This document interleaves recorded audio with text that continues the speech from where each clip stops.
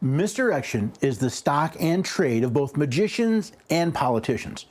Now, over the years, the American people have been conditioned to focus on Washington, D.C. as both the source of our problems and their solution.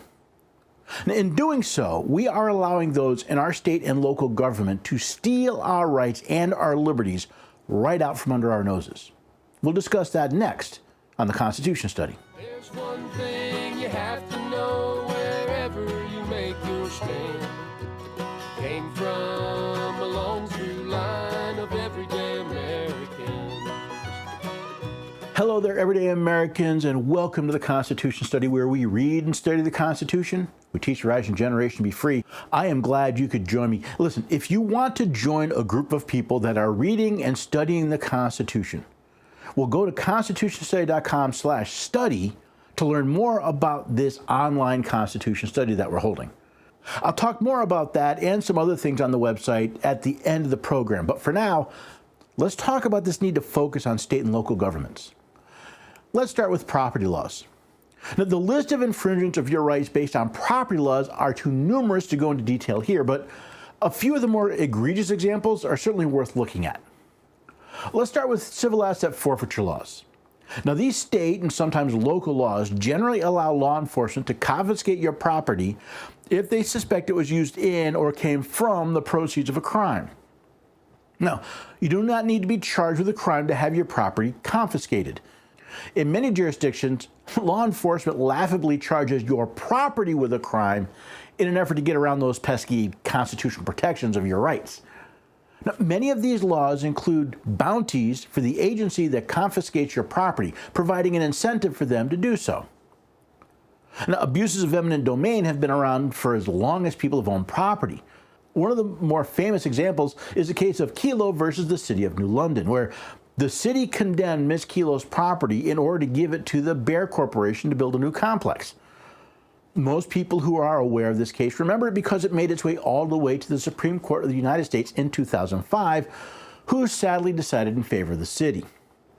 Of course, that famous case would not have existed if the City of New London had not first tried to benefit by stealing Ms. Kelo's property and her rights. Today, Fredericksburg, Virginia is using tax foreclosures to transfer property to a private corporation that is run by the city manager, using a nonprofit run by the city mayor. Probably the most frequently used abuse of private property rights are state and local zoning laws. Sure, they claim these laws are to keep your property safe for you and for others, but frequently these regulations are more about controlling your property than keeping you safe. How has the number of outlets in a room, how far back a structure must be from the property line, or what you are allowed to keep in your yard become a question of safety? By far, the worst of these offenders are homeowners associations, or HOAs.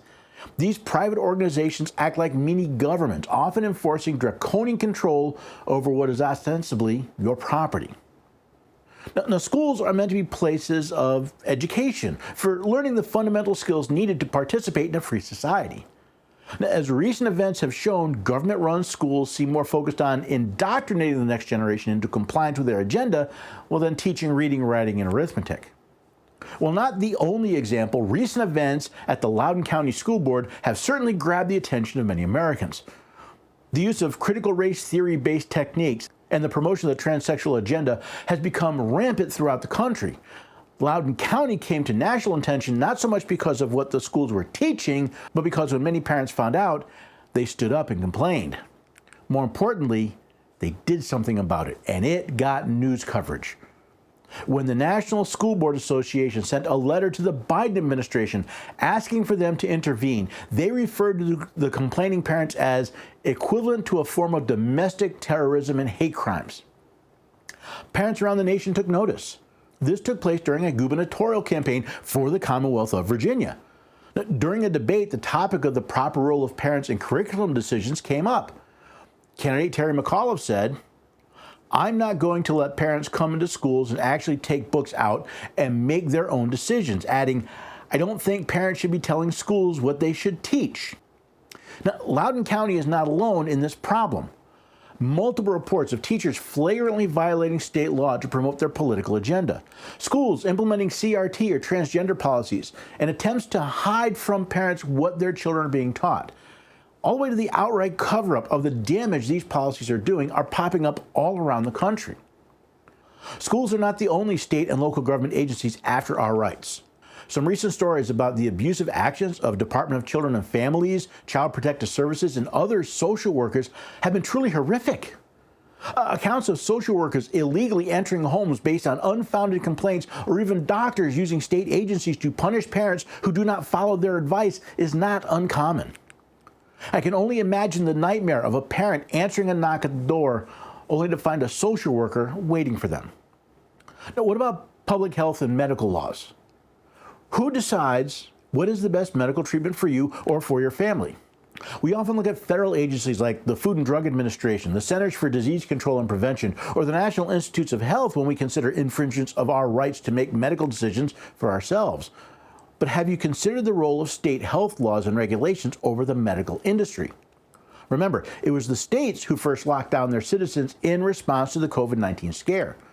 Many states and cities mandated masks and vaccines, shut down businesses, and even restricted treatments, all with little if any actual evidence of the effectiveness of their decisions and in direct violation of both the constitutions of their state and of the United States. Even today, there are states and cities that still require masks and vaccines to fully participate in society. These states and cities are requiring that businesses become the enforcer of their illegal mandates or suffer crippling fines and legal actions. It is also true the states, in conjunction with the federal government, often control what medications and procedures doctors can prescribe to treat their patients, demand invasive knowledge of your medical history, and place burdensome regulations on medical facilities under the failed assertion that they are needed to keep you safe. What many of these regulations actually do is not only restrict your access to medical treatment, but make it more expensive. Then there's food safety laws. Now, no one wants to eat tainted food. But just how far are the states allowed to go in their efforts to protect us from the dangers of food?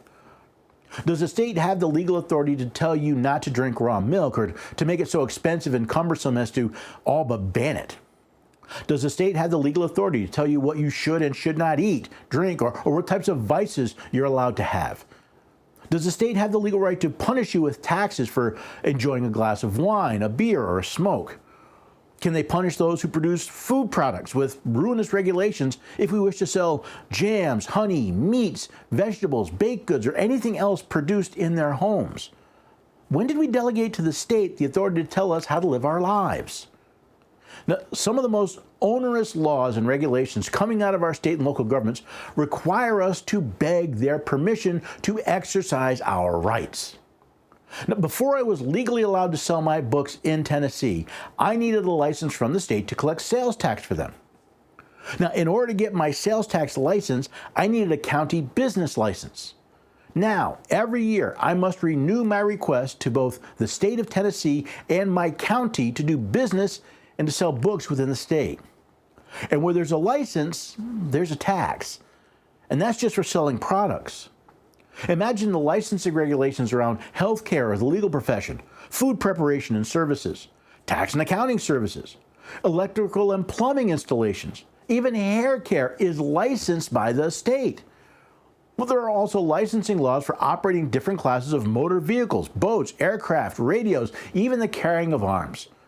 While these regulations are often promoted as necessary to keep us safe, there's little evidence that those government regulators are any less prone to the failures of mankind than anyone else. As recent history has made abundantly obvious, these laws seem more about controlling the people than keeping them safe. If you wish to try a medical treatment, provide legal counsel, or even exercise your right to the property of your work or business in a way the state doesn't like, all they usually have to do is threaten your license to get you to comply. Let's look at some election laws. See, most don't realize it, but the American people do not vote in federal elections. Your vote for U.S. House, Senate, and even presidential electors is actually a state election. That means state election laws have a tremendous impact not only on your state, but the nation as a whole. Take, for example, primary elections. Search the Constitution of the United States, and you will not find a requirement for primary elections. In fact, the only place you'll even find the word primary is in the 24th Amendment's protection against being denied the right to vote for not paying taxes. Have you ever taken the time to consider what primary elections are and why we have them? Primary elections and caucuses are taxpayer-funded elections for private organizations. Political parties are not part of government. They are private, nonprofit corporations, not unlike the Red Cross, the NAACP, or the NRA. Now imagine your governor announcing that the state will be holding, at taxpayer expense, elections for the board of one of these nonprofit corporations. How would you react to that? Now, as we approach yet another election season, your state has probably already spent millions of dollars in preparations to hold elections for private organizations. Well, that's not all, because we also have to answer the question, why do we have primaries? If you think about it, the main purpose of primary elections is for the political party to choose their champions and thereby limit your choices in the actual election. In the last two presidential elections, Bernie Sanders was the leader in the primaries for the nomination of the Democratic Party, only to have the party influence the process to choose someone else. While not as blatant, the Republican Party has also used behind-the-scenes machinations to influence who the eventual nominee is. Now, the primaries themselves and their political manipulations ultimately have a single goal: to limit your choices at the ballot box. See, while you could legally vote for electors for Bernie Sanders in either the 2016 or 2020 election, the laws in your state made it all but impossible to effectively do so. This means your choice of who to vote for were limited to the candidates the parties have chosen as their champions. And then we have conscience laws like freedom of religion, speech, press.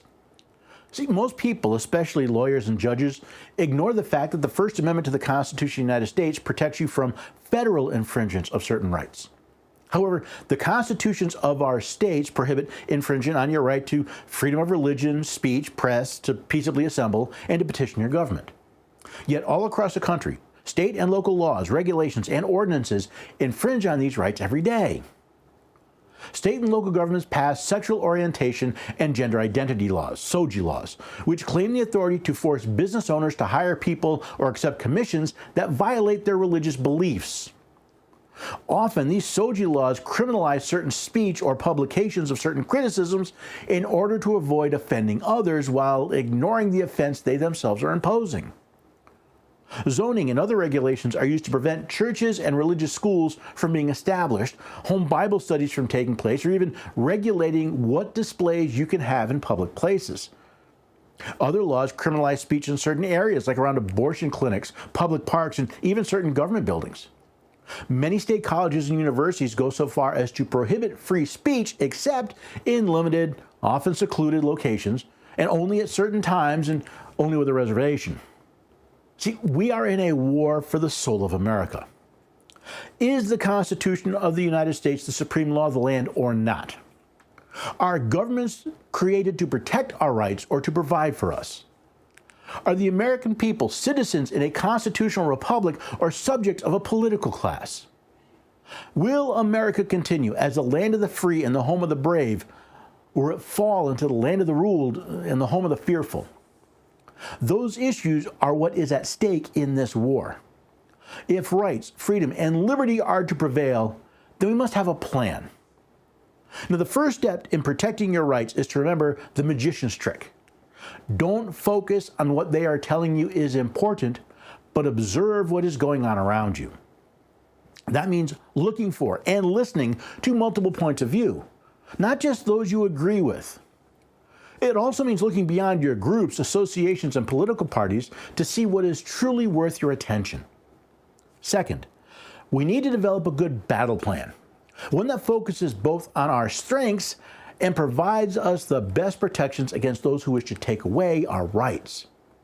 See, Washington, D.C. and our state houses are the front lines in this war, while our county, city, and district are our home base. If we do not protect our home bases, any wins we may have on the front lines will be of little comfort while hearth and home fall. I spend a lot of time writing, speaking, and traveling this nation to help people learn about the Constitution, our rights, and our liberties. I can only do that if I can trust that my family is safe at home, which is why I focus on holding my county office holders accountable to their oaths of office. When I first met with my sheriff, my opening question to him was to make sure that his deputies were being trained that their first duty was to protect the rights of everyone they encountered. Later, when I asked if his deputies would arrest trespassers, even if they were working under federal orders, his answer was yes. I've been told that when asked if he would enforce unconstitutional mask or vaccine mandates, he laughably answered no. Now, this gives me some peace of mind, especially when I'm away from home, that my family's rights will be protected. But there's more to this local first plan of protecting our rights. See, I have much more influence on county office holders than I do at the state or federal level. See, I've met with my sheriff and candidates for county office. I have meetings planned with other county officials as well, and they were very easy to schedule. But getting meetings with my state officials is a bit more difficult. While my state representative is moderately responsive to my questions, my inquiries to my state senator frequently go unanswered. And when it comes to my federal representation, both in the House and the Senate, so far all I've received are pre-canned form letters. This shows that the people's strength is greatest at the local level. This is why the framers of the Constitution delegated limited powers to the federal government, reserving most of the rest of the states. Now you may be asking, what good is protecting our counties when the state and federal governments are so corrupt? Well, I point you back to my comment about the sheriff.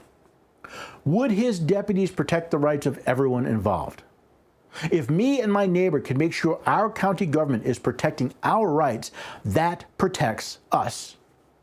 If those neighboring counties make sure their county government does the same thing, we can have an impact on our state government. Not only will we be more likely to choose people to represent us who will abide by their oath of office to support the constitutions of both the state and the United States, but we will be better equipped to hold them accountable. If my neighbors and I can have an impact on our state governments, well, then you and your neighbors can have an impact on yours. And when more and more states, both governments and citizens, are protecting the people's rights, well, then Washington, D.C. will take care of itself. They say the only way to eat an elephant is one bite at a time. If we want to fix what is going wrong in America, we must start by chewing on our county governments. If the journey of 1,000 miles begins with but a step, then your first step should be to your county courthouse or your city hall. I know, we all want to swing for the fences. We want to throw that bomb touchdown pass. We want to do the one big thing that will change everything. But that rarely works. What works is a slow change over time. See, if you can simply throw one pass or hit one home run, then your opponents can do exactly the same thing. But if you work your way, it's the ground game, the fielding game, that truly wins the majority of games.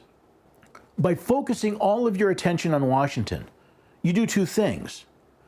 You allow the government around you to fall into corruption, but you also imbue Washington with even more power. You make them stronger by all the attention we give them.